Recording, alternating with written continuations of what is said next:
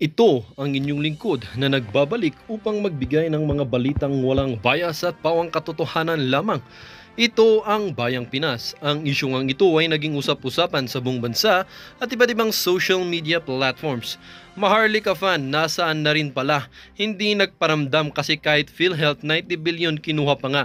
Ang galing mo BBM, Malacanang sa loob may drug din. Wow na wow. Imbestigahan na po ang flood control. Bilyones po ang binabanggit ni PBBM, asan na? Yan ang unahin nyo dahil sobrang nagdudusan na po kaming mga binabaha. Di pa nakakabangon sa nagdaang baha, ito na naman.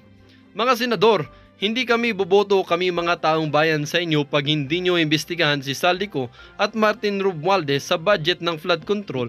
61.42 billion saan napunta? Head must roll.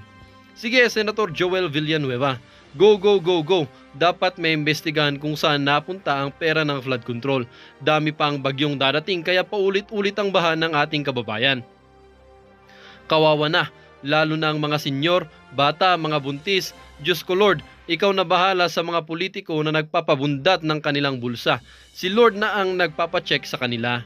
Sana ang malaking problema sa ngayon tungkol sa baha, bagyo ay unang tuunan at imbestigahan ang mga budget bilyon-bilyong piso kung saan napupunta.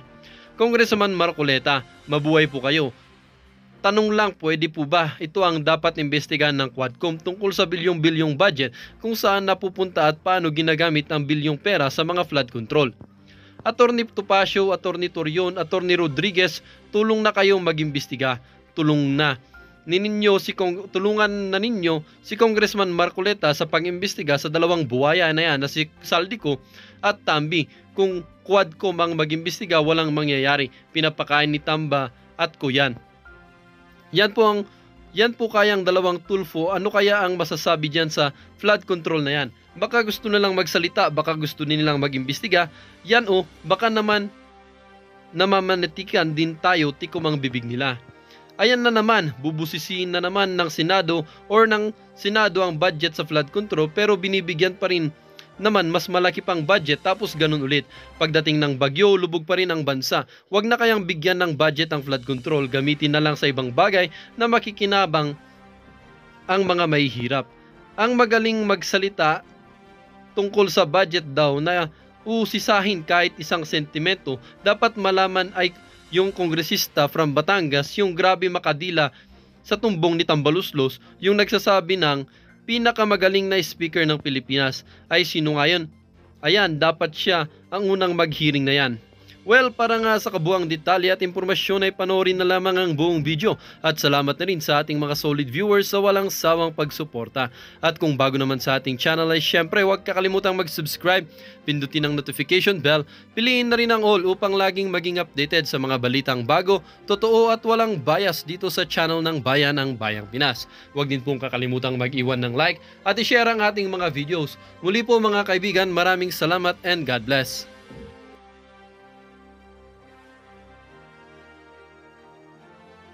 Maging yung mga kababayan nating sa iba't ibang bahagi ng Pilipinas na siyempre hindi naman ho natin malalaman kung saan tatama ang bagyo. Kaya magtatanong na ho niyan yung ating mga kababayan kung talagang meron bang flood control sa kani-kanilang mga lugar. At diyan sa pagtatanong ho na yan, magkakaalaman ho kung yung pondo para sa flood control sa isang lugar, talagang nailalaan diyan sa dapat nilang kalagyan. Pero bago natin umpisahan ng ating talakayan, grabe naman yan. Hindi lang huyang si Congressman Rodante Marcoleta pag-uusapan natin dito. Etong si Senator Villanueva, nagsalita na rin ho doon sa video natin kahapon, di ba? Nagpahaging na rin ho siya.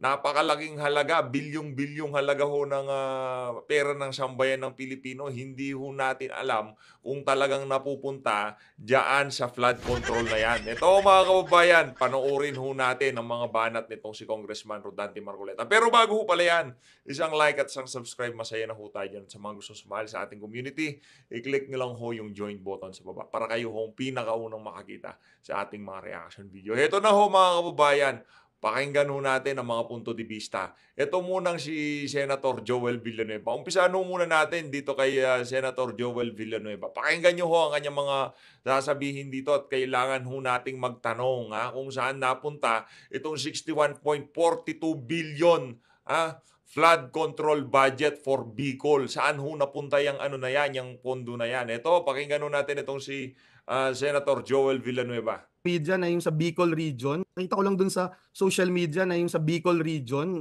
sabi Naku. 9 billion yung flood control program sa Bicol region for 2023 or even 2024. Hindi po totoo yun kasi in 2023 sa DPWH alone 29.4 billion ang budget. DPWH pa lang mo yun. Ano ka lang to? Saan napupunta itong mga pera na to? Hoy, Saldi ko, saan mo dinadala itong pera? This year, for Bicol Region 2024, ang budget for flood control ng DPWH ay 31.9 billion. So 2023 and 2024, meron kang 61.42 billion. 61.42 billion ang... Hoy, Saldi ko! Meron ho tayong problema dito, mga kababayan. Kasi ho, kailangan hong maimbestigahan yan sa Senado, sa House of Representatives, kung sino man ang ano lang ho naman yan Senado at House of Representatives, di ba, in aid of legislation. Kung talaga nga ba itong mga pondo na to nailalagay sa dapat nilang kalagyan. Ang problema ho natin dito, nasa kay pa lang ho tayo. Nangangalahati pa lang ho tayo sa mga bagyong paparating. No, kaya naman ang pinakamaganda dito, sinasabi naman ho natin dito sa PH Update, kung maaaring itigil muna yung mga kabalbalang investigasyon na yan dahil ang nakasaalang-alang ho dito yung buhay ng ating mga kababayan, yung kanilang pamumuhay nasisira ho dahil dito sa mga baha na to, no? At hindi ho natin malaman kung kailan ho magkakaroon ng bagyo. Balita ho natin, meron na naman papalapit sa ating Philippine Area of Responsibility at itong si Bagyong Karina, meron pa atang balak mag-U-turn. Diba? Huwag na mag-U-turn, diretso mo na yan kung saan ka pupunta. Grabe na yung pinsalang napunta sa atin, no? Punta ka na sa iba, okay na kami dito. Na budget for flood control in Bicol region alone. So, ito dapat tignan nating mabuti sa budget deliberation kung saan talaga napupunta. Correct. Ba talaga itong ginagawang flood control projects and programs ng ating pamahalaan. Very concerning yung na hindi lang, I mean, all parts of the country are now affected, no? Parang makikita natin doon, klarong-klaro na hindi na po uubre yung mga band-aid solutions and itong mga relief operations na laging ito na lang yung pag-iisip natin na sige, band-aid solutions, tapos pagka nabaha, bigay tayong relief goods dalhin sa evacuation centers. Speaking of ayuda, yung namimigay ng grabe ho itong si El Rey Villapuerte, nakakadiri ho yung ginawa niya. Yung si Kamsur second District Representative El Rey Villapuerte. Imbis na sardinas at bigas ang ipinamimigay, mga kababayan, andun ho siya sa taas ng speedboat at namimigay ng pera. Nakakatawa. Ibang klase itong si Congressman El Rey. Gusto ng mga kababayan natin nagpupunta sa evacuation centers or pumipila for relief goods, kaya kailangan talaga reiterate yung call natin for a integrated and comprehensive master plan ng ating programa para i-address itong problema ng baha, bagyo, etc. Sana sa budget maano ho yan, mapag-usapan, no? Mapag-usapan ho yan sa budget sa Senado pagka tinalakay na yung budget ng DPWH at yung mga flood control project na yan. Kasi baka magka-Indianan na naman. Ibibida nila yung mga flood control project pero pagka binabagyo ho tayo, napakatindi ho ng bahang kinakaharap natin. Ito yung sinasabi ko sa inyo. Grabe ho itong si Congressman El Rey Villapuerte. Di na ho siya nahiya. Ito naman yan. Mga kababayan, tanungin ko ho kayo mga kababayan, tama pa ho ba yan? Natawa ho tayo sa caption. Ang tawag dyan, vote buying. Napaka-creative talaga mag-isip ng ating mga kababayan. Ano ka to, mga boat buy. Meron nung nangyayaring boat buy ngayon dyan sa Bicol Region.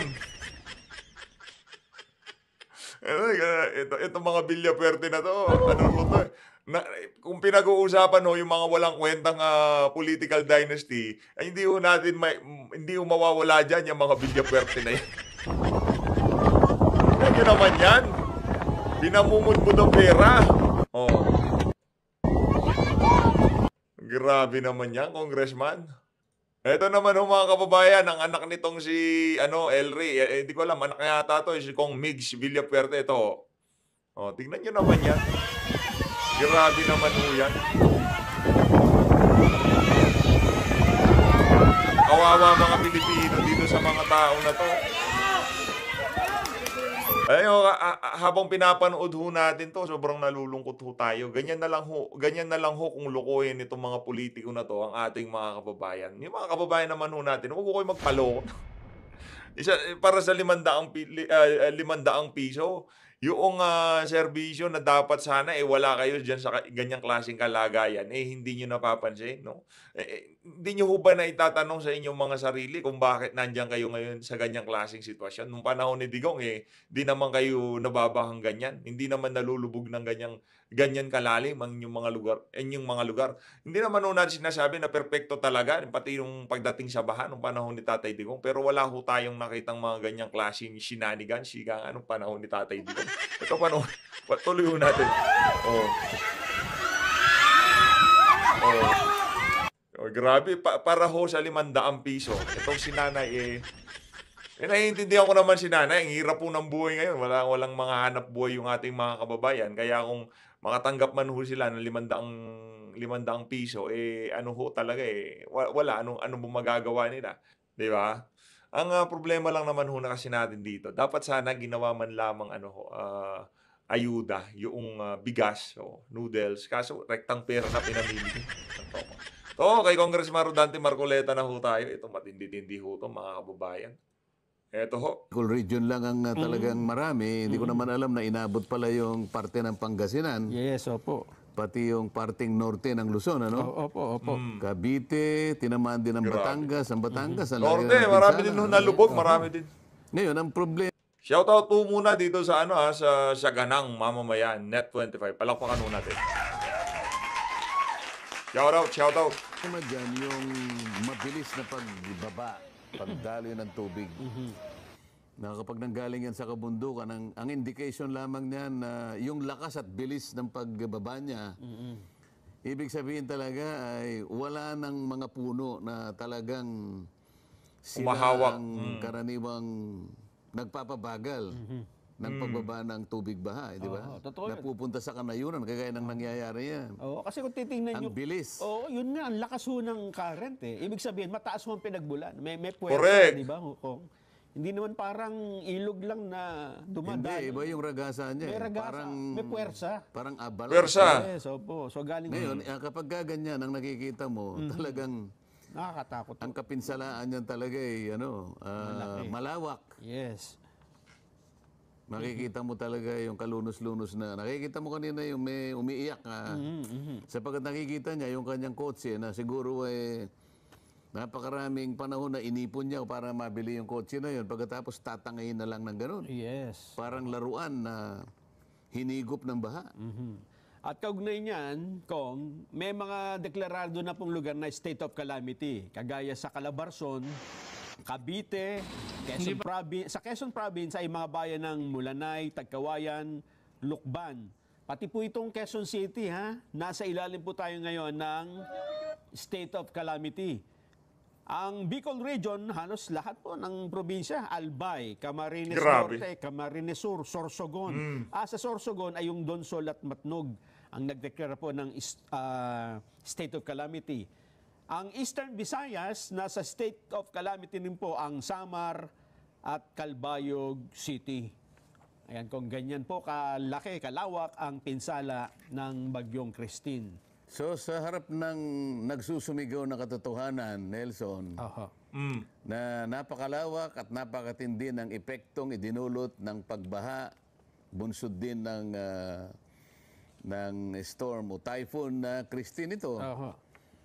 Bakit parang nakabibiging katahimikan naman Nako. at walang paliwanag na nanggagaling sa DPWH? Kasi Meron ho tayong problema dyan sa sinabi na ni Condante. Yan ang mga yan ang mga individual na kailangan natin sa mga matataas na posisyon sa ating pamahalaan. Kagaya nitong si Congressman Rodante Marcoleta. Hindi ho siya nagtitengang kawali sa mga nangyayari ngayon sa ating bansa. Ang problema ho kasi sa ibang mga politiko ngayon, medyo napapaso ho sila sa mga ganitong klaseng usapin, lalo na yung mga major re-electionist. No, kasi pagka re-electionist ka, tapos medyo nakadikit ka sa administrasyon, ayaw mong bumira ng ganyan. Kasi baka mapag-initan ka, tanggalan ka na nila ng akap at saka ng AX. Ako, yari ka dyan, sigurado. Kasi alam natin na nakapaglatag ang pamahalaan magmula pa ng 2022, alam ko yan, ng mga flood control projects. Naku po. Halimbawa, Mm.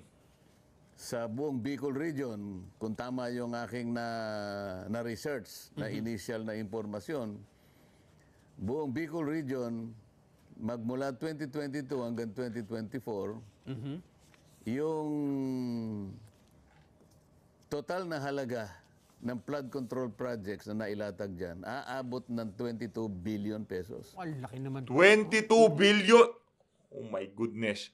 Kaya kailangan ho natin tanungin yung mga congressman dyan. Diba? Dyan sa lugar na yan kung saan nila dinala yung mga flood control. Baka inuwi nila doon sa mga pamamahay nila. Ngayon, palagay ko karapat-dapat lamang na tanungin. Kung talagang nailatag yung mga flood control projects, ba't ganyan naman ang kinasangkutan naman ng Bicol Region? 95% ng buong Bicol Region ay tinamaan ng kalamidad na yan. Nasaan yung mga flood control projects? At saka, ang bagal po din humupa ng tubig. Kasi yung iba, hanggang ngayon, baha pa sa Bicol Region. Pero ang isa ho sa, siguro ay maring sabihin nilang dahilan, ang ulan daw po na ibinuhos ng Bagyong Christine sa Bicol Region ay pang buong isang buwan, Kong. Nahigitan pa raw nito yung ulang ibinuhos ni Ondoy. Pang buong isang buwan, ibinuhos lang ng isang araw. Pagpalagay mo na, talaga naman nangyayari yung ganyan. Pero kung halimbawa, yung kabundukan natin, punong-puno pa yan ng puno, na ang kanilang mga ugat, yan naman ang talagang natural na sumisip-sip sa tubig na idinudulot ng tagulan. Yung pagragasa na yun, ibig sabihin, wala nang Walang pumigil na kahit na siguro malilit na ugat na lang. Baka damong ligaw na lang ang pumipigil doon. Yun nga po At ito'y kapuna-puna, hindi lang naman dyan. Wala na ubus na. Tignan nyo naman ho dyan sa Larawan, mga putol-putol na puno yung mga No? At saka yung sa tingin ho natin, malaking factor din ho dyan yung mga nagkukwari, yung mga naghuhukay-hukay, yung mga nagmimina-mina. Yun ho. Kaya yung pansin nyo ho yung tubig, may kasamang lupa. Kaya dapat silipin din yan, yung DENR, kung anong ginagawa nila. No? Diyan sa mga ganyang klaseng shenanigans. Sa Bicol, sa lahat na ng baha na nakikita ko, kahit dito sa Rizal, ganun na ho yung ragasa ng tubig, may puwersa na ho. Pero sa nalalaman ko, halos 20 taon na nakararaan, pinag-uusapan na natin yung resiliency, pinag-uusapan na natin yung mitigation, prevention. Ito yung mga aksyon na dapat na gamitin kung pinag-uusapan ay yung pagharap sa mga kalamidad na dinadaanan ng ating bansa. So, nasaan na yung mga mitigation programs na Naku! Noon pa ay nilatag na ng ating pamahalaan. Hindi mitigation na nangyayari. Parang imbes na mitigation, lalong lumala. At saka matatandaan ko, Kung nagtatag pa nga ng Task Force La Nina. At ang alam kong sinasabi nila na ang La Nina, bagamat ngayon, nagtataka ko, hindi nila binabanggit yung word na La Nina, bagyo lang. Ito nga hong, pag simula na ng October o last quarter ng taon, magsisimula na raw ang La Nina. Sinabi na yan, di ba? Oo. Sabi nila noon, okay, huwag kayo masyadong mabahala dyan sa epekto ng El Nino. Kasi El Nino, tinamaan na rin tayo. Ang mas lalo ninyong paghandaan at bigyan ng kaukulang atensyon ay yung epekto na idudulot ng La Nina. Oo, ipinahayag na ito eh. Mula pa nung Tagal pa nung Marso pa lang. Marso, hindi lang. Palagay ko, Disyembre sinasabi na. Last year, Pagkatapos ng La Nino, El Nino, ito na. Itong raragasa sa atin. Anong kahandaan ang ginawa? Yun nga po. Correct. Siguro ang ating mga kababayan na hindi naman kinakailangang maging siyentipiko ka pa eh. Palagi niyang iisipin, very basic. Parang, ba't ganun po yung nakita namin? Bakit parang hindi napaghandaan? Ayun nga po. Panay-panay din ang meeting nila noon at sinasabing nakahanda na po tayo. Hindi po ba? Ito, initial damage ng infrastructure sa buong Bicol region. Initial pa lang ito. Initial. 15 million. Yung losses ng agriculture, 10 million. 15 million para sa mga Ano lang ito, initial. Di pa natin Initial, okay. nakukwenta yung kaganapan ng lahat ng pangyayari. Bago natin ituloy ang ating reaction video, gusto ko muna nating i-shoutout itong ating mga kababayang napakatindi kung sumuporta sa PH Update. God bless you, PH Update. Maraming salamat. Karen Atilo. Itong si Nars Kate. Maraming salamat. Mega love shoutout. Mabuhay mo kayo. Maraming salamat po sa pagsuporta dito kay Karen Atilo. Maraming salamat po. At dito kay thank you ho dyan sa 10 pounds na yan. Thank you ho. Mega love shoutout. Shoutout din ho dito kay kay Ann Tanaka. Shoutout ho dito kay Ma'am Ann Tanaka. Mega love shoutout ho. Maraming salamat sa pagsuporta sa PH. Mega shoutout. Mega love shoutout. Solid Duterte. The best ka talaga, Tatay Diggs. Talaga hong the best itong si Tatay Diggs. Malupit ho si Tatay Diggs. Ito, tuloy natin itong si Congressman Rodante Marcoleta. Punang namamatay. Ingat ho kayo dyan sa Japan, Ma'am October Ann Tanaka. 24. Sa buong Bicol region lang ito. Bicol pa lang po yan. Grabe naman. So nasaan yung tinatawag nating prevention, mitigation, adaptation? May mga ganyan pa eh. Disaster preparedness. Kaya nga. Ganyan pa. So, alam natin na yung disaster talagang pangkaraniwan na dumarating sa ating bansa. Kaya naglatag nga tayo ng iba't ibang mga programa kung hindi man ma-prevent ka niya, ma-mitigate man lang. Di ba? O kaya makapag-adapt ka. Kung hindi mo na ma-prevent, mitigation ko konti lang. I-adapt mo na sa sarili mo. Yes. Yan ang pinakamabigat eh. Yung sasabihin mo sa sarili mo, o sige, halika na kamo, halika na Bagyo.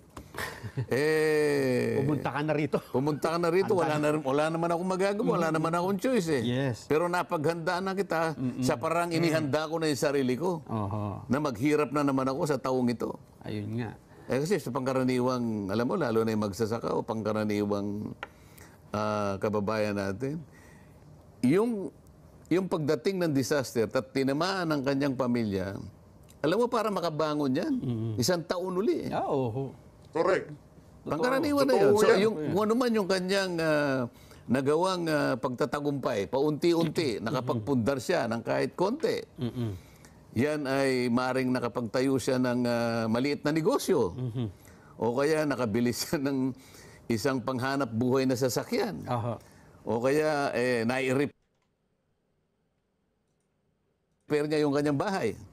Pero ito matagalan ito. Saka kunti-unti lang para ito ay makapag-ipon siya ng konti. At pagkatapos papasok ngayon itong isang pasada lang. Yung pinaglaanan niya, yung pinaghandaan niya sa mahabang panahon para maipundar niya para sa pamilya, mawawala sa isang iglap lamang. At pagkatapos, aatras siya uli ng 1 hanggang 3 taon para makabangon uli. Back to zero. Grabe. So pare-parehong naapektuhan ngayon. Pananagutan ng Estado, pananagutan ng pamahalaan, pare-parehong hirap kung paano magtutulungan. Ano ba pwedeng gawin ng mga taga Bicol para Hindi na maulit ito, Kong. Meron ba silang pwedeng... Siguro magpetisyon sila, Nelson, sapagkat malawak nga ang naging epekto ng pagbaha. Pag sinabi mong Bicol Region, magsisimula ka sa Sorsogon, Albay, Camarines Sur, Camarines Norte, Catanduanes, Masbate. Eh bakit 95% ng buong Kabikulan ay napasa ilalim ng tubig? Sa harap ng pangyayari na alam naman natin, nakapaglatag ang ating pamahala ng flood control projects. Sabi ko nga sa iyo, ang kabuuang halaga ng mga flood control projects na yan ay 22 bilyong piso. Nakalaki. Sa liwanag ng mga naipakita natin ngayon, parang walang epekto yung flood control. Ayun nga po. Baka sabihin nila, baka hindi po control ang naidala rito. Ano po? Naka-flood lang, hindi ko walang control kasi wala nga. Di sana kung halimbawa, ngayon lang daw nangyari May Hindi ba, pagkakobidyon talaga patwiran itong lang si naman na Comandante. isipin nila na, nakapaglatag pala ng maraming flood control dito. Halos 22 bilyong piso ang katapat niyan. Di sana hindi naman ganun sana kalawak, baka sakaling... Correct. Nasa bakit naging baligtad? Palagay ko, tinatanong mo, kinakailangan siguro nilang magpetisyon. Pwede po ba niyong ipaliwanag kung saan napunta itong mga flood control na ipinamamarali na nailatag po dito sa aming rehiyon? Di ba? So ipatawag lahat ng mga kontraktor. Ipatawag ang DPWH, pagkatapos ipatawag lahat ng mga kontraktor na may kinalaman sa paggawa ng mga flood control projects na yan. Kasi, parte na yan, nangyari na rin itong nakaraang 3 months ago. Nakita mo naman na nangyari. 3-4 months ago. Yung kabuong kamay nilaan, bumagsak nga yung malakas na ulan. Nasaan yung sinasabing mga 5,000 plus na projects na flood control na ang kabuang bilang naman yan ay halos umabot ng 400 bilyong piso.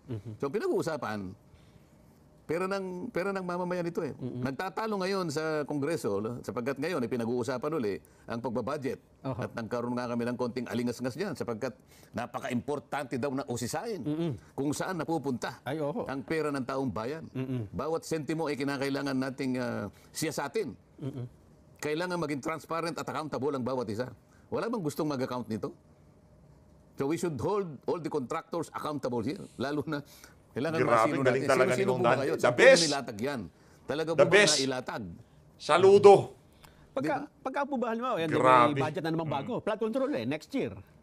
Ang dating dyan sa yung flood control na yan, parang ang nangyari ho dyan, siya, yung, ang tawag dito, yung bagong mukha ho siya ng, ng pork barrel.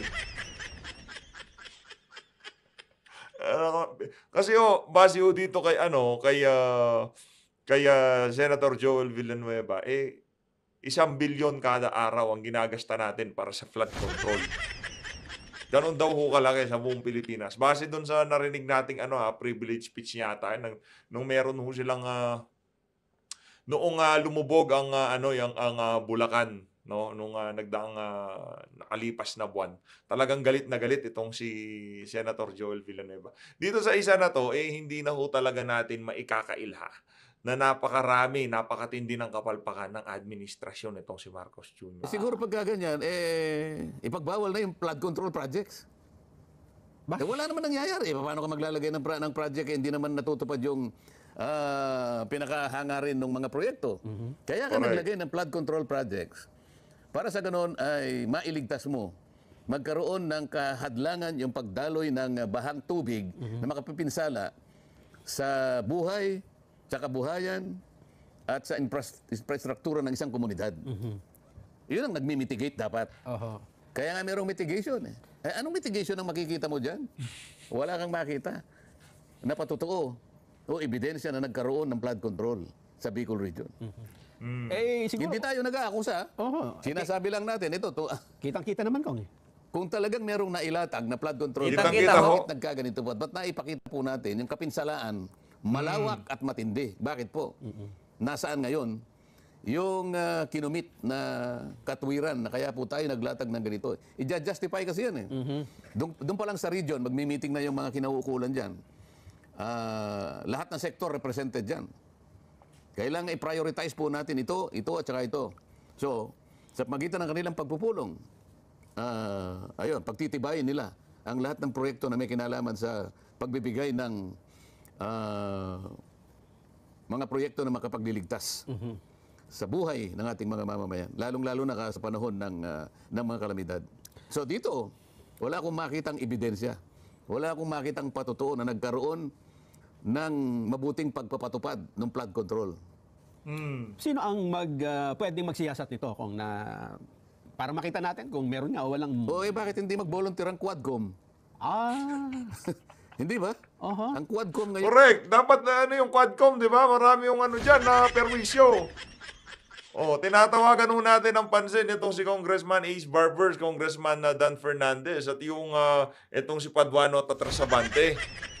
Yun dyan sa Quadcom, nagsama-sama na kayo dyan. Imbestigahin nyo na to. Yun ang pinaka makapangyarihang komite sapagkat Bahay talaga to si ito ay binubuo ng 4 na komite. Siguro isama na po ninyo yung yung pagbaha. Kasi malawak yung subject matter niya. And other illegal activities. Isa yun eh.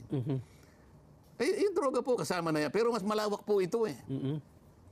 Kung sa bagay ko, ang inimbestigahan nila ngayon, ang isa ay extrajudicial killing. Pero ito hong bagyo, si Christine, pumatay na ng ito, pa lang to, running total ko nga. Ito yung bukod dun sa sinabi yung 20 Sa Bicol region lang ito. Pero ang total pala, Bicol region, ito na, nadagdagan 28. Calabarzon, 15. Ilocos, 1. Central Luzon, 1. Pati Zamboanga, 1. May total na pong 46. O yan.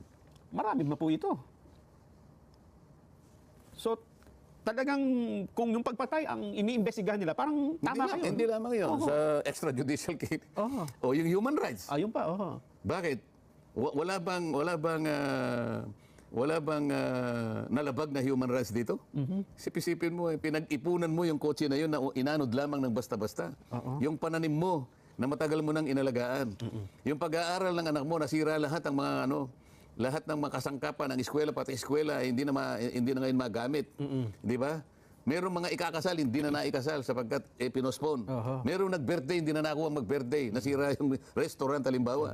Lumubog. Napakaraming human rights na tinamaan nito eh. Oo nga, Kapag susumahin mo lahat ito, bakit hindi mag-volunteer ang Quadcom na ito muna ang i-prioritize natin? Kaysa naman ang inyong pinaprioritize, Nako, mga yari ang political Quadcom dito. interest sa ibabaw ng mga konkretong interes ng mamamayan na dapat sana ito yung unahin natin. Correct. Di ba? Sino ang tatanggi? At sino makikipagdebate? Nakatwiran lamang na kailangan siya sa atin yun na. Huwag na kayong magpatumpik-tumpik.